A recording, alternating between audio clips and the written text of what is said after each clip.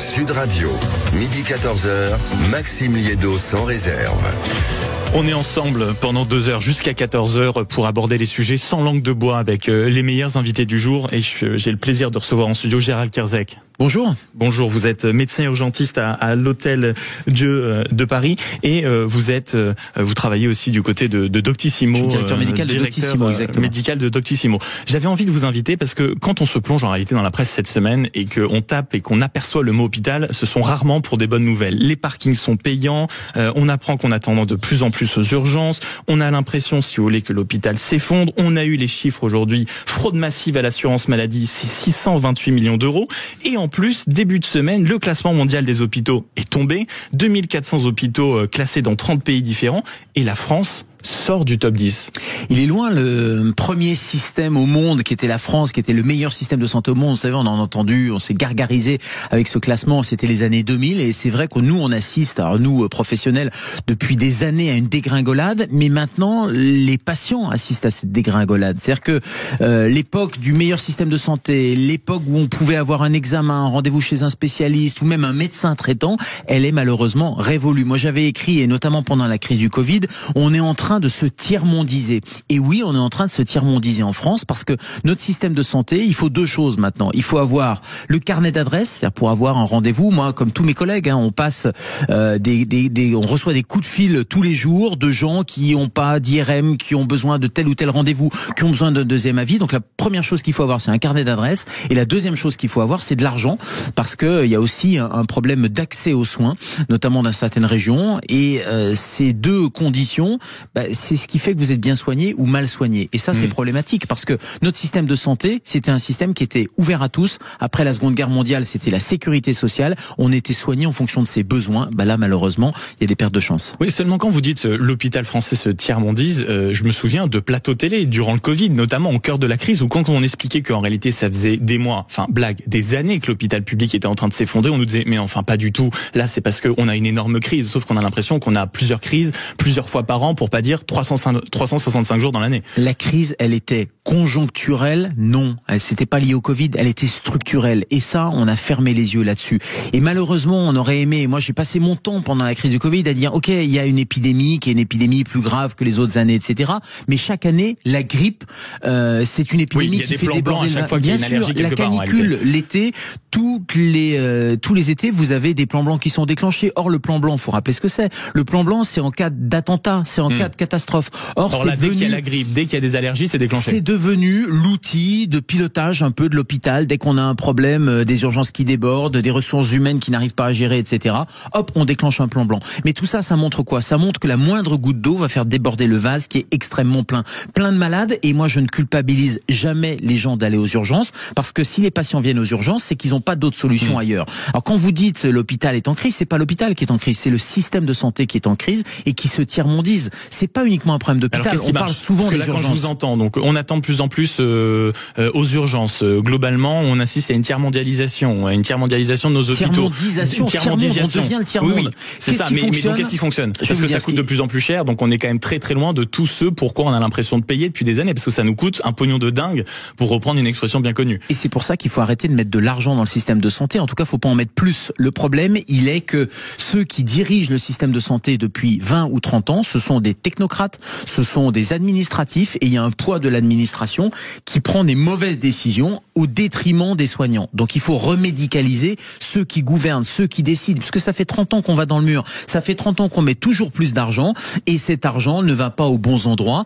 On voit qu'il y a des partenariats entre des hôpitaux privés, des hôpitaux publics, des consortiums qui sont montés. Vous parliez des parkings, c'est scandaleux. On va en parler, d'avoir des parkings payants pour aller se faire soigner, pour aller faire sa chimiothérapie. Il faut remédicaliser le système de santé. Les agences régionales de santé, par exemple, les fameuses ARS, qui sont ces préfectures sanitaires, ça coûte un pognon de dingue, on reprend l'expression, mais surtout c'est piloté par des gens qui ne connaissent pas le soin.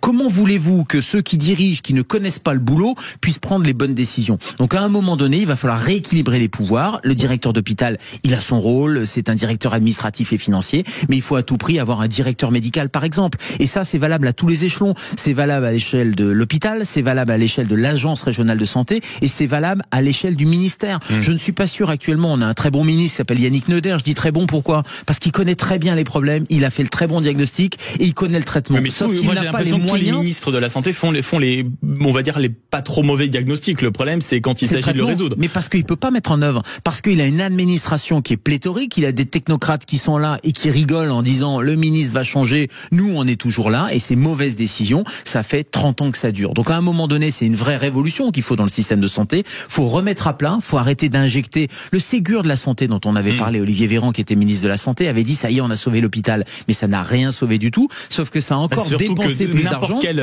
Généralement, quand on appelle ici des hôpitaux sur l'antenne de Sud, quand on a des soignants au téléphone, ils vous disent ah non mais peut-être que l'argent a été donné, mais on ne sait pas où il est. Exactement. Et on ne sait pas où. Mais parce qu'il est dépensé donc encore c'est pris une fois. d'une certaine manière. Alors non pas en otage, l'expression n'est pas la bonne, mais c'est capturé en réalité. Ça reste dans les mains de l'administration. Déjà, ça comble le déficit. Les hôpitaux sont en déficit. Des mauvais choix stratégiques qui ont été faits, des investissements immobiliers complètement aberrants, des postes de directeurs, sous-directeurs, sous-sous-directeurs qui sont là aussi extrêmement pléthoriques dans les hôpitaux. Moi, j'ai besoin d'aides-soignants, de brancardiers, de médecins. J'ai pas besoin d'un sous-sous-directeur de l'innovation ou de je ne sais quoi. Et puis surtout, il y a des avantages tout autour de logements de fonction. Enfin, il y a des choses qui sont complètement délirantes. Vous prenez par exemple à Paris, l'assistance publique. Quand on vous écoute, c'est vraiment cette sensation. C'est une énarchie de santé publique, une oligarchie de santé publique, en tout cas un monde technocrate. Enfin, on entend beaucoup ce mot, mais nous on le vit au quotidien. Encore une fois, il faut revenir à des choses simples, basiques. Qui doit décider ? Des gens qui connaissent le boulot. Ceux qui décident doivent être ceux qui font. Est-ce qu'il faut mettre plus d'argent ? Non, faut réorganiser les choses. Pour les réorganiser de manière médicalement pertinente et éthiquement juste, les choix, ils doivent pas être budgétaires, ils doivent pas être financiers. Ils doivent être sur les soins, sur l'éthique et sur la performance médicale. Vous en parliez, l'autre scandale quotidien qui a fait la une, notamment du Parisien cette semaine, ce sont les fameux parkings payants. Alors je pense qu'on en avait tous entendu parler autour de nous, mais je pense qu'on avait du mal en réalité à réaliser l'ampleur de ce phénomène. Nancy, Bordeaux, Caen, Lorient, Épinal, ce sont désormais des sociétés privées qui gèrent des dizaines de milliers de places qui étaient autrefois gratuites. Donc on assiste à un spectacle lunaire, des panneaux par exemple qui fleurissent avec payant pour les visiteurs mais gratuit pour les malades, ou encore réservation du parking à l'avance possible, et les infirmières elles-mêmes se retrouvent aujourd'hui à payer ces parkings. Par exemple, une jeune étudiante infirmière, elle doit payer en moyenne 80 € par semaine juste pour se garer devant l'hôpital. Comment on explique ça ? Et après on s'étonne que plus personne ne veut travailler à l'hôpital et qu'on manque d'infirmières, et comme on manque d'infirmières, on est obligé de fermer des lits. Donc on voit bien qu'on est dans un cercle vicieux. Quand je vous parle de révolution copernicienne ou de remettre le système à plat, c'est qu'on voit bien que là on prend les petits bouts. Alors vous avez des symptômes, et la crise des urgences, la crise des parkings, ce sont des symptômes d'un dysfonctionnement général. Non mais comment on a pu laisser passer ça ? Parce qu'il y a bien un jour quelqu'un qui a dû avoir cette idée, personne ne s'y opposait. Un directeur d'hôpital qui s'est dit j'ai un déficit, qu'est-ce que je vais faire ? Je vais essayer de rentabiliser, je vais faire un partenariat avec une boîte de parking privée, et puis il y aura une partie de redevance qui sera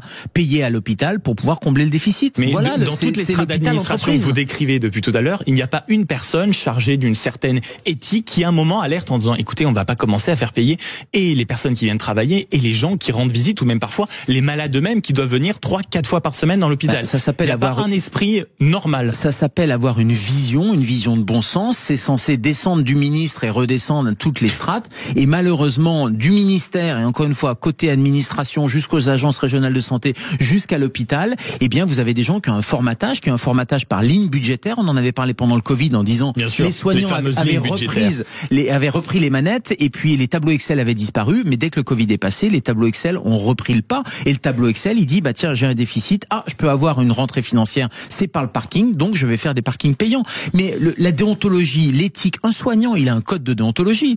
Un directeur administratif ou financier, il n'a pas de code de déontologie. Son objectif, c'est de faire des économies. Il a un plan de finance. Alors, je jette pas la pierre non plus sur les directeurs d'hôpitaux qui sont sous pression eux-mêmes, parce qu'ils sont sous pression avec une feuille de route qui est une feuille de route. Il faut que tu fasses des économies. Et généralement, en plus, ils ont des salaires qui sont indexés sur les économies qu'ils font.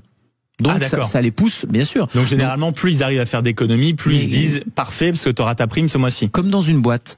Sauf que la boîte, là, ça s'appelle l'hôpital, et que le client, c'est pas le client, c'est le patient. Donc il y a une perte de chance évidente, il y a une perte de confort de travail pour les équipes, et qui dit perte de confort de travail pour les équipes, ça veut dire des gens qui démissionnent, ça veut dire encore une fois des services qui ferment ou des lits qui ferment parce qu'on ne trouve plus à recruter. Mais dans ce que vous dites aussi, c'est sorti cette semaine, il y a eu une étude récente de la direction de la recherche, des études, de l'évaluation et des statistiques. Voilà, ça aussi typiquement un acronyme dans l'État français. Bien sûr, il y en a plein des agences, des services, chaque des jour directions. on en découvre. Il y a une étude qui sort comme ça de ces comités étranges. On a appris que la moitié des patients passent désormais en moyenne 3 heures aux urgences. Mais ce qui est amusant, c'est quand on regarde le détail de cette enquête, on se rend compte qu'elle a été réalisée hors période d'épidémie et hors période de vacances scolaires, alors qu'en réalité, on s'aperçoit qu'on y passe plus de 45 minutes par rapport il y a 10 ans. Ça aussi, en réalité, c'est le quotidien, c'est le système de l'hôpital public qui s'effondre en réalité à chaque fois qu'on y passe du temps. C'est le symptôme, en fait, les urgences. Et plus vous passez du temps dans un service d'urgence, plus vous risquez de mourir. Les études ont montré clairement qu'il y a une perte de chance, il y a une augmentation de la mortalité. La 3 heures en moyenne, c'est pas parce qu'il n'y a pas de... Oui, mais ça, c'est de la moyenne. Et comme vous l'avez dit, c'est pas en période d'épidémie, c'est pas sur les patients les plus fragiles. C'est terrible. C'est terrible parce que ça veut dire qu'on minimise les chiffres et surtout ça s'aggrave. Et qu'est-ce qu'on a fait sur ces chiffres-là? Parce qu'on pourrait se dire, cette direction, elle est très bien, elle fait des statistiques, etc. Si on avait des effets, si on avait un traitement, sauf que là, on n'a jamais de traitement, malheureusement, qui est mis en place. C'est-à-dire qu'on constate, on a eu des grandes déclarations politiques qui ont dit en décembre, il y aurait plus de malades sur les brancards, on n'aurait plus d'attente aux urgences. On s'aperçoit que ça c'est resté vœu pieux, alors qu'encore une fois, il suffirait d'une décision politique de remédicaliser les gouvernances des hôpitaux, probablement d'alléger les agences régionales de santé. On pourrait très bien imaginer, on a des préfets, ça fonctionne bien un préfet et une préfecture. On pourrait très bien imaginer. Ça dépend du sujet, mais normalement c'est censé fonctionner. C'est le bras armé de l'État et ça permet quand même d'avoir un fonctionnement qui est plutôt efficace sur les départements. On pourrait très bien imaginer que les ARS, en fait, on les supprime, ça ferait des économies, et puis qu'on mette un préfet délégué à la santé. Là aussi, on ferait des économies un peu d'échelle, parce que ça a été, on a présidé les budgets ont été gérés depuis des années en disant qu'il faut faire des économies d'échelle. Donc on a fermé les petits hôpitaux, on a regroupé, on a fait des grands hôpitaux. D'ailleurs, si vous avez bien lu cette étude de l'adresse, plus les hôpitaux sont grands, plus on attend.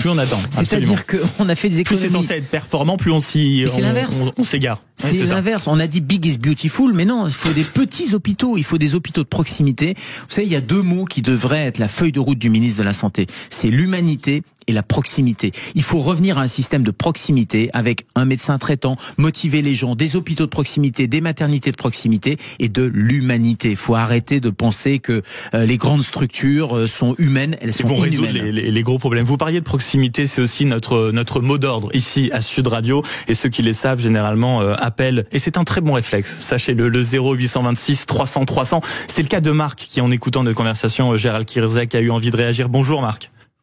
Oui, bonjour Sud Radio, merci à votre intervenant. Non, j'ai pas mémorisé les noms. Gérald Kierzek. Pardon. Non.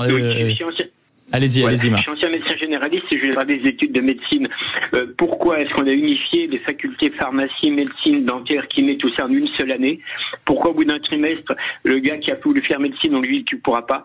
Pourquoi on ne refait pas une faculté séparée, comme j'ai connu à mon époque? En plus, on avait droit à 2 chances d'examen, ils prenaient 25% des gens. Bon, moi j'ai redoublé la première année parce que j'étais un peu inhabitué, on était dans le lycée, on était un peu paumé, mais je suis devenu un médecin correct. Bon, pourquoi on ne refait pas ça? Et à mon avis, c'est pas normal. Donc là, je sais pas qui a fait ça. En plus, on a supprimé 42 000 lits. Donc il faut vite recréer des facultés séparées. Alors on nous dit il n'y a pas assez de lits pour les enseignants, pour les examens cliniques. Bon, déjà on met 2 ans après la première année étudier les signes cliniques et tout. Et ben dans ce cas-là, c'est des stages de 6 mois.